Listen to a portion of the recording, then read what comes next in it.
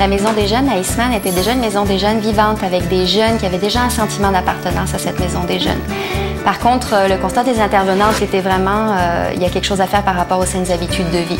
On était vraiment dans une maison des jeunes où ce qui prenait le plus de place, c'était les sofas, les jeux vidéo, la télé. Puis quand on ouvrait le frigidaire, on trouvait des pizzas pochettes, des liqueurs. Il n'y avait pas de choix.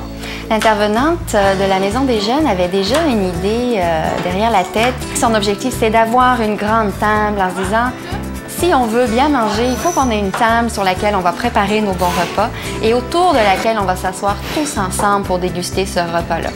Donc son idée, c'était de créer des vendredis soupers santé, de créer une espèce d'ambiance. La semaine est finie, on se retrouve, on soupe ensemble, un bon repas qu'on a préparé nous-mêmes. C'était très surprenant et même c'est très motivant comme maire de voir que la population s'est mobilisée sur un projet très précis comme celui-ci. On a eu des gens de toutes les catégories d'âge qui sont arrivés avec des mobiliers, des équipements, des ustensiles. Et les gens sont persuadés que cette activité de la Maison des Jeunes, dont on veut assurer la pérennité, est une activité gagnante. Sans le partenariat avec les cuisines collectives Bouchées Doubles, ce projet-là n'aurait pas non plus cette allure aujourd'hui.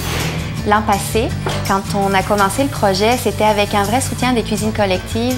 Chaque fois qu'il y avait un souper santé à la Maison des Jeunes d'Eastman, les cuisines collectives envoyaient leur animatrice en soutien. La Maison des Jeunes, elle était fermée, les journées pédagogiques. Maintenant, elle est ouverte. Actuellement, on est dans une formule où on s'est orienté plus sur des journées pédagogiques en santé, avec une période de jeu actif, une période de préparation du souper par les jeunes et une période de dégustation du souper tous ensemble. Les jeunes font leur choix de recettes, leur choix de souper. Ils envoient ça par courriel à l'animatrice des Bouchées Doubles qui répond ses conseils. Est-ce que c'est vraiment une recette santé? Puis là, elle leur répond, peut-être tu peux remplacer cet ingrédient par celui-là. Donc le support a été modifié puis on est en train de rendre les jeunes de plus en plus autonomes là-dedans. On avait fait une salade mexicaine avec du guacamole. C'était vraiment bon, c'était très délicieux. On s'est dit, on va saisir notre chance, les jeunes, ils viennent déjà là, ils mangent ici déjà, donc ça va être juste d'aller leur donner des outils pour modifier leurs habitudes. On est en train de les équiper avec une banque de recettes, des choses faciles, qui conviennent à leur goût, qui sont faciles à faire, qui sont économiques, qui sont santé.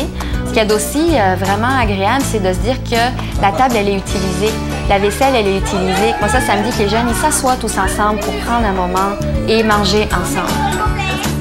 De faire de la cuisine en groupe, c'est le fun d'être avec des amis.